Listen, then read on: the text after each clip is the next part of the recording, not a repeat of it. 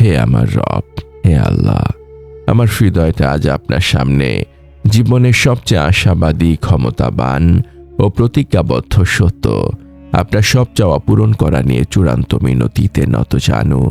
আমি সেই বান্দা যে আপনার কাছে মিনতি জানিয়েছিল আমার প্রতিটি রাত যেন হয় আপনার সাথে আমার আত্মিক মিলনের রাত, আর সেই মিলনই আমার হৃদয়ে এই চূড়ান্ত বিশ্বাসকে দৃঢ় করে যে আমার কোনো চাওয়া আপনার কাছে অপূরণীয় থাকে না। আমি জানি আমার প্রতিটি নিঃশ্বাস যেন আপনার ইচ্ছার অধীন, আর আপনার ইচ্ছা হলো দান করা ও আহ্বানে সাড়া দেওয়া।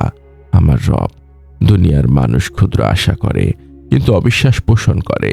তারা ভাবে আমি এত বড় চাওয়া পেতে যোগ্য নই, অথবা আল্লাহর ক্ষমতা সীমিত। তারা ভুলে যায় আপনার আল ওয়াসি নামের অর্থ। এই সংশয়ই তাদের হৃদয়ে স্থায়ী সাকিনা অনুভব করতে দেয় না, বরং তারা যা চায় তা না পেলে হতাশ হয় এবং অবিচলতা নষ্ট করে। কিন্তু আপনি হলেন আল মুজিব, আপনি হলেন আল ওয়াসি। আপনার আল মুজিব নাম আমাকে শেখায় আপনি আমার প্রতিটি ডাকে সাড়া দেন।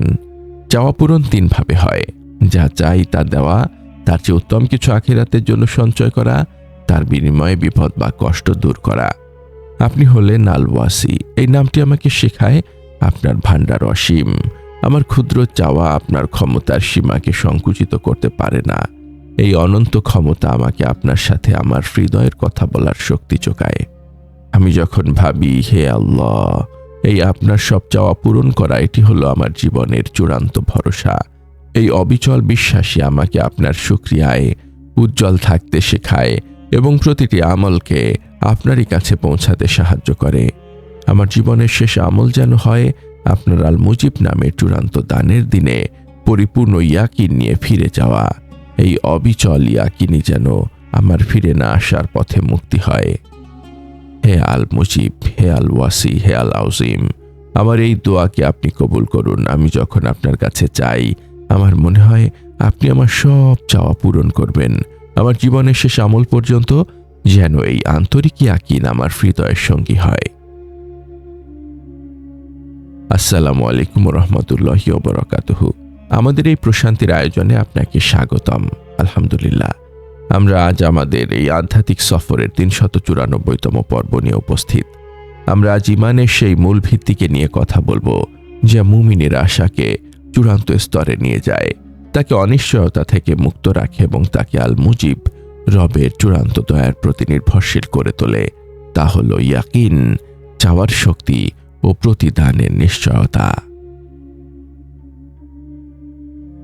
আপনি যদি আমাদের এই সফরের নতুন সঙ্গী হয়ে থাকেন, তবে আমরা বিশ্বাস করি প্রতিটি কথা, প্রতিটি স্মরণ হৃদয়ের মরচে পড়া দাগগুলোকে মুছে ফেলতে সাহায্য করে। আপনার ইমানি জীবনকে আরো সমৃদ্ধ করতে চান? আমাদের ব্লগে পড়ুন, অনুপ্রেরণামূলক প্রবন্ধ শুনুন, হৃদয় ছোঁয়া অডিও এবং আপনার জীবনের প্রতিটি প্রশ্নের ইসলামিক সমাধান খুঁজে নিন। আজই ভিজিট করুন আমাদের ওয়েবসাইট www.ummahkanth.com। আজকের এই মোনাজাতটি সেই সব বান্দার জন্য যারা জানেন একমাত্র আল্লাহর প্রতি ইয়াকিন নিয়ে করা প্রার্থনা কখনোই বিফলে যায় না। প্রথম অংশ, পূরণের দর্শন, আল মুজিব ও আল হাকিম। আল্লাহর চাওয়া পূরণ করার পদ্ধতি কি? আল মুজিব ও আল হাকিম নামের জ্ঞান এই অনুভূতিকে কিভাবে প্রতিষ্ঠিত করে? আল মুজিব, সর্বব্যাপী সাড়া। আল্লাহ বলেন, আল মুজিব, তার সাড়া দেওয়া হলো নিশ্চিত, চাওয়া হলো দোয়ার বাহ্যিক প্রকাশ। আল আলিম, আমার প্রয়োজন জানেন, আর আল মুজিব, আমার চাওয়াকে শোনেন। আল হাকিম, প্রজ্ঞাময়, প্রতিদিন চাওয়া পূরণ হয়। আল হাকিম, রবের জ্ঞান অনুযায়ী। আমার চাওয়া যদি আমার জন্য ক্ষতিকর হয়, তবে তিনি পূরণ না করে তার চেয়ে শ্রেষ্ঠ কিছু আখিরাতের জন্য সঞ্চয় করেন। দয়ার দান হলো এই প্রজ্ঞারই প্রমাণ। ইয়াকিন ও ইখলাস। ইয়াকিন হলো দৃঢ় বিশ্বাস নিয়ে চাওয়া। আল গফুরকে ক্ষমার জন্য যেমন দৃঢ় বিশ্বাস নিয়ে ডাকি, তেমনি চাওয়া পূরণের জন্য দৃঢ় বিশ্বাস নিয়ে ডাকি। ইখলাস ছাড়া চাওয়া নষ্ট হয়। চাওয়া ও দুর্বলতা। আমার সকল দুর্বলতা জানা সত্ত্বেও তিনি পূরণ করেন। তার প্রেম হলো ফিরে আসার সবচেয়ে বড় কারণ। দ্বিতীয় অংশ, পূরণের আমল, ইয়াকিন, সবর ও জিকির। চাওয়া পূরণ করার জন্য মুমিনের দৈনন্দিন আমলগুলো কি হওয়া উচিত? কিভাবে ইয়াকিন এই আমলকে রক্ষা করে? ইয়াকিন ও দৃঢ়তা। দোয়া করার সময় এই বিশ্বাস রাখা যে আল্লাহ শুনছেন এবং উত্তর দেবেন। অশ্রু ভেজা চোখ দিয়ে চাওয়া, অবিচলতা ধরে রাখা। সবর ও সময়। চাওয়া পূরণ না হলে হতাশ না হওয়া।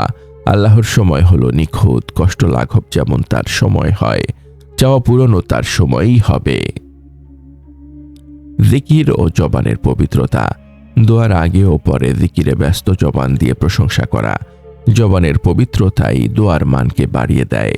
আমল ও শুদ্ধতা। প্রতিটি আমল যেন আপনারই কাছে পৌঁছায়, এই সচেতনতা রাখা। হালাল রুজি নিশ্চিত করা, কারণ হারাম দোয়াকে আটকে দেয়। তৃতীয় অংশ, ফল, শান্তি ও স্থায়ী ইস্তিকামাত। এই চাওয়া পূরণের অভিজ্ঞতা মুমিনের জীবনে কি চূড়ান্ত ফল নিয়ে আসে? কিভাবে এটি স্থায়ী শান্তি ও শেষ আমলকে নিশ্চিত করে? সাকিনা ও অস্থিরতা মুক্তি। যখন মানুষ পূরণের নিশ্চয়তা পায়, তখন হৃদয়ে স্থায়ী সাকিনা বিরাজ করে। দুনিয়ার কোনো অস্থিরতাই তাকে বিচলিত করতে পারে না। ইস্তিকামাতের স্তম্ভ। পূরণের নিশ্চয়তাই হল ইস্তিকামাতের সবচেয়ে শক্তিশালী ভিত্তি। আশাবাদী হৃদয় আল্লাহর পথে অবিচল থাকে। হুসনুল খাতিমা। আপনার জীবনের শেষ মুহূর্তটি যেন আপনার স্রষ্টার চূড়ান্ত প্রতিদানের শান্তি নিয়ে আসে। আপনার শেষ আমলটি হবে আপনার পবিত্র আত্মা আল মুজিব রবের সামনে পূর্ণ ইয়াকিন নিয়ে ফিরে যাওয়া।